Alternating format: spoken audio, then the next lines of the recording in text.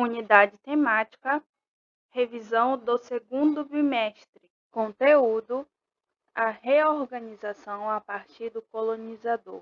A formação social no novo mundo amazônico. O espaço amazônico paraense. Habilidades: compreender sobre o processo de organização da região pós-colonizadores. Compreender como ocorreu o processo de ocupação da região e conhecer os novos sujeitos enviados para a região da Amazônia. Compreender o processo de criação do estado do Grão-Pará e Maranhão. Olá, sexto ano! Pois é, eu vim mais uma vez aqui conversar com vocês sobre a nossa revisão da prova do segundo bimestre.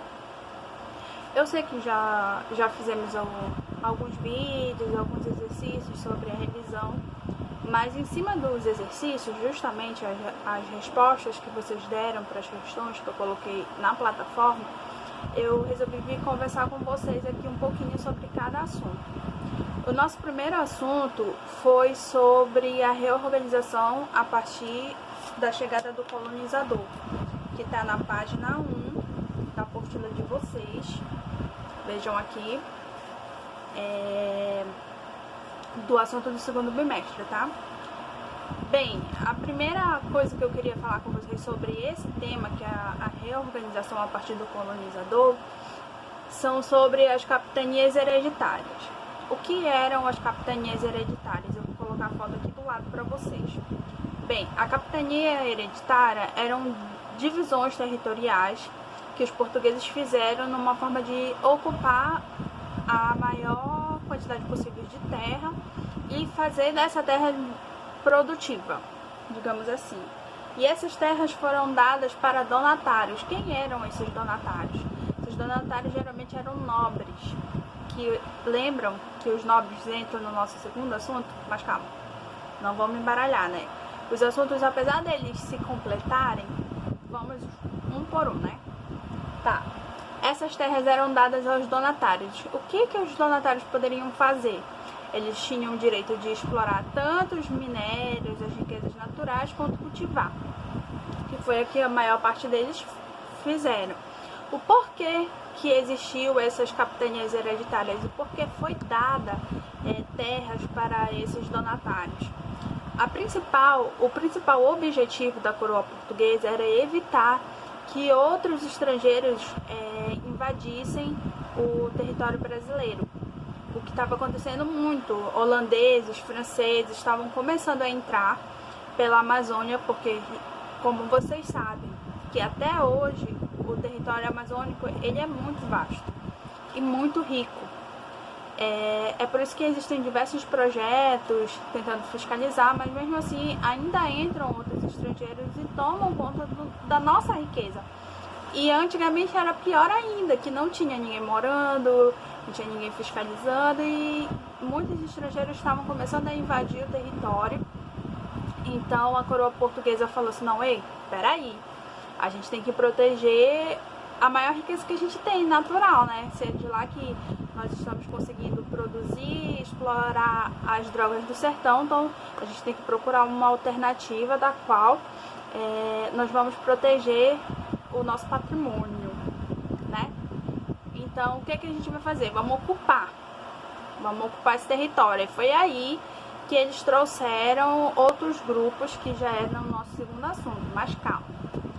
Dentro ainda desse processo da reorganização a partir do colonizador, um dos primeiros passos que foi dado foi trazer também as missões religiosas. A questão da religiosidade sempre esteve presente. Desde a chegada dos portugueses no Brasil, a igreja sempre acompanhou. Inclusive, vocês lembram que eu mostrei um quadro para vocês da chegada dos portugueses, que tinha um lado claro, que era onde estavam os portugueses, e onde estavam os indígenas era o lado escuro? Pois é, essa ideia de colonização, de grandes navegações, ela foi reforçada muito com o discurso de que a igreja levaria salvação para esses povos que eram selvagens.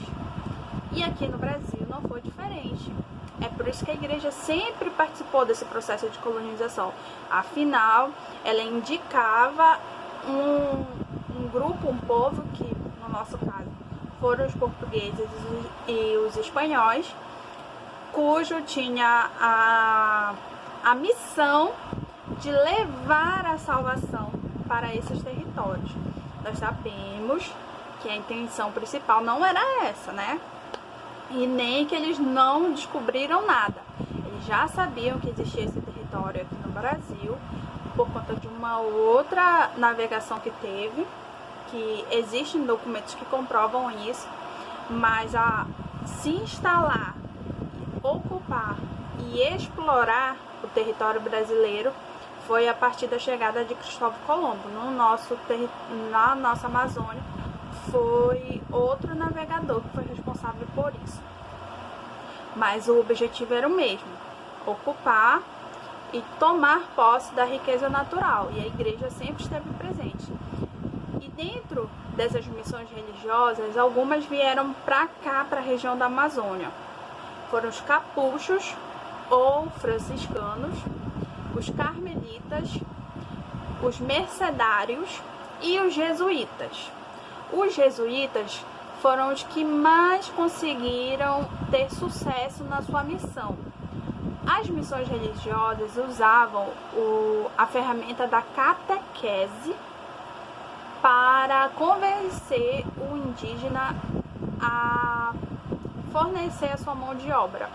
É por isso que tem muito conflito entre indígena e colono, porque o colono usava as ferramentas que eu mostrei para vocês no bimestre passado, que era a prática do descimento, do qual ele convencia o indígena a descer para os aldeamentos, que eram vilas, né? Tinha a guerra justa, do qual ele usava de uma forma agressiva para escravizar o indígena. E tinha... qual era a outra? E a tropa do resgate. A tropa do resgate, ela também tinha a missão... Não, eu acho que ela tinha a função de pegar... Vocês lembram que existia um conflito entre tribos? Porque conforme o colonizador foi chegando e ocupando o território, ele foi fazendo com que os indígenas saíssem se eu tô aqui, chega um colono e toma conta desse meu território aqui, eu vou passar para cá. Só que bem aqui eu tenho uma outra tribo indígena com os costumes totalmente diferentes do meu. E por conta disso, um conflito se instalava entre tribos. Eles começavam a brigar. E a tropa do resgate entrava nesse momento. Ela pegava a tribo, os indígenas que tinham sobrado dos derrotados, e levava como escravo. Enquanto que os jesuítas usavam a prática da catequese, que eu falei agora há pouco para vocês, que era uma forma de convencimento. Ele dava a ideia ao indígena que ele estava trabalhando para o crescimento do seu território, da coroa. Então, ele fazia uma forma de convencimento do qual o indígena trabalhava por vontade própria. Ele achava que ele realmente precisava trabalhar, afinal aquilo ali ajudaria, e além dele mesmo, aonde ele estava morando, para desenvolvimento e colonização. Então, os jesuítas, com essa prática da catequese, eles conseguiram muita mão de obra em muitos territórios, muitas riquezas, enquanto que os colonos tinham todo um conflito, uma resistência dos indígenas, fugas, entre outras coisas. Então, eles começaram a brigar entre eles, os jesuítas e os colonos, por conta do controle dessa mão de obra indígena.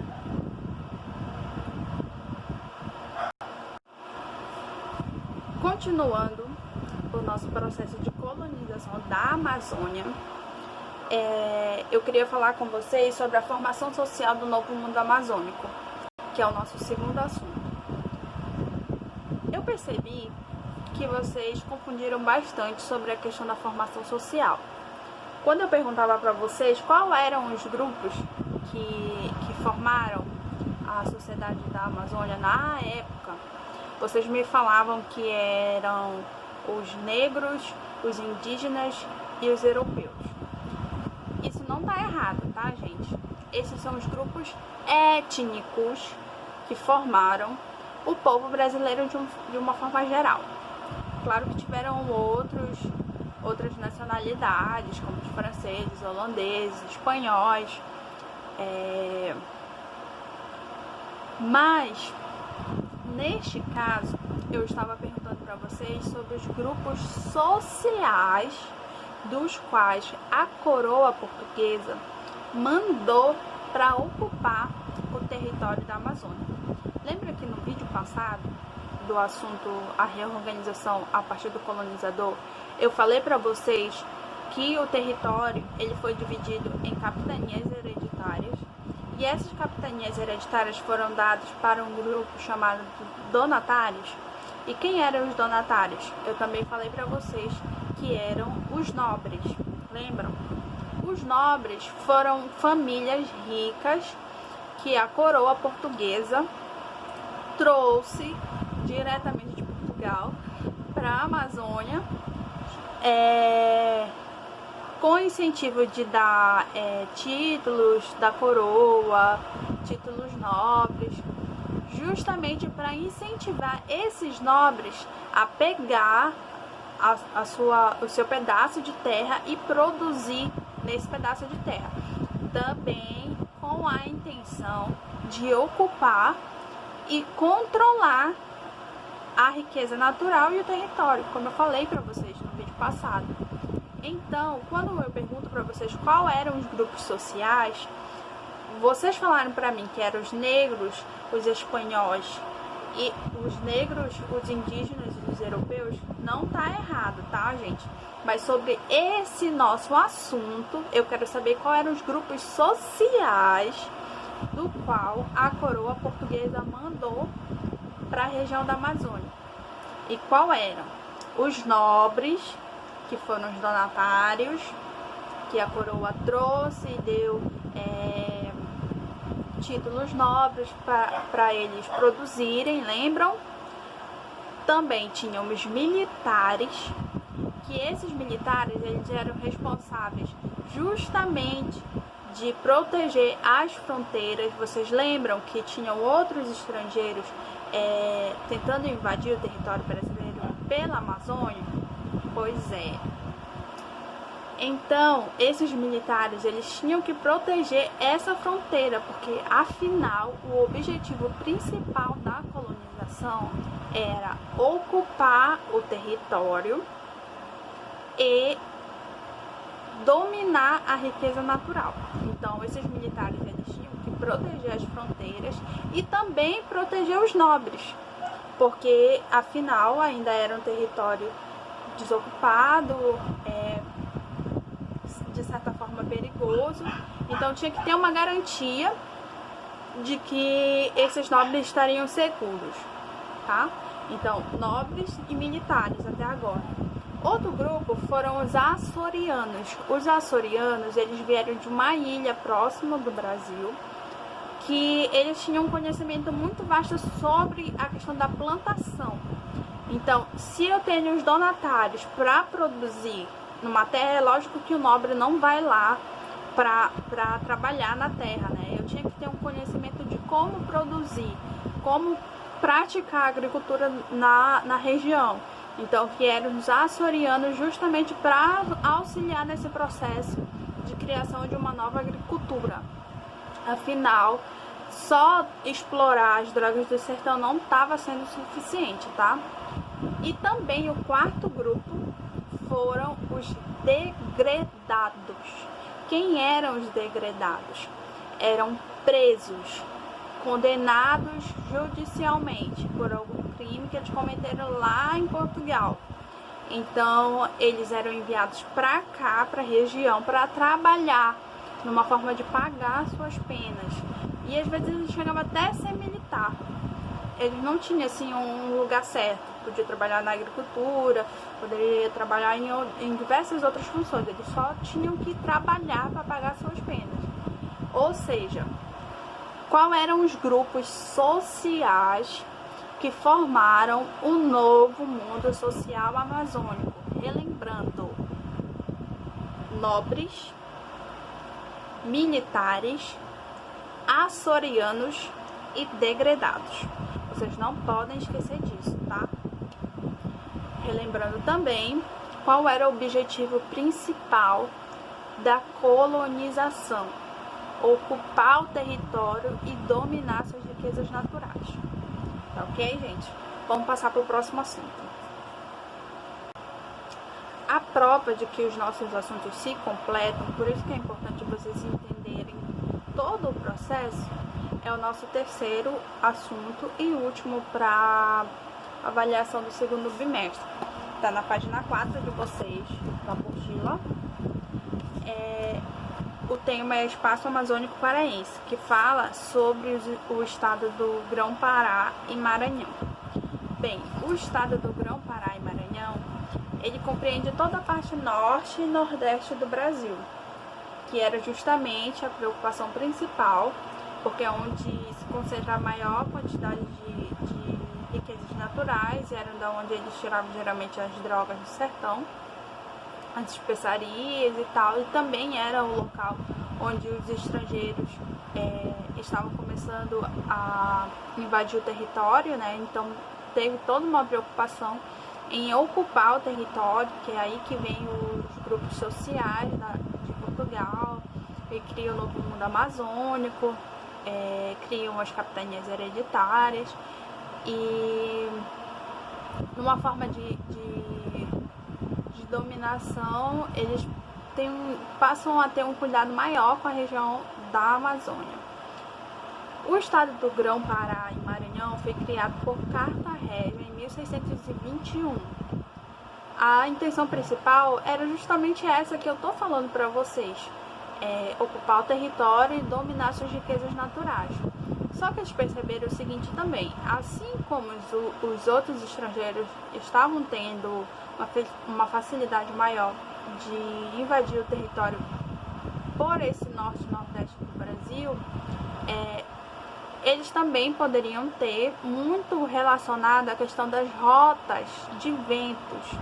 Era muito mais fácil acessar o Brasil pelo norte do país do que por Salvador, Rio de Janeiro, porque eles vinham praticamente contra o vento. Por cima não, eles vinham a favor do vento. Então era muito mais próximo, muito mais rápido e muito mais fácil de acessar o Brasil. Então eles, além de ter a preocupação com a invasão do território, com a demarcação e preocupação em dominar as riquezas naturais, eles perceberam também que ele tinha uma localização estratégica para a chegada. Então, o estado do Grão-Pará, ele passou a ter uma ligação direta com a coroa. As expedições enviadas pela coroa geralmente vinham primeiro para cá e depois eles iam para o restante do Brasil. Por isso que esse estado ele foi muito importante. Em 1626, esse estado ele compreendia hoje os estados do Ceará, Piauí, Maranhão, Pará e Amazonas. Era como se fosse um estado só. Só depois, em 1774, que eles se separaram, mas não deixaram de ter importância, tá? É uma importância econômica crucial, uma importância estratégica de localização também crucial. Então é importante vocês entenderem o quão foi preocupante para a coroa portuguesa dominar esse território, né? É por isso que a grande parte do foco da colonização também está aqui na Amazônia.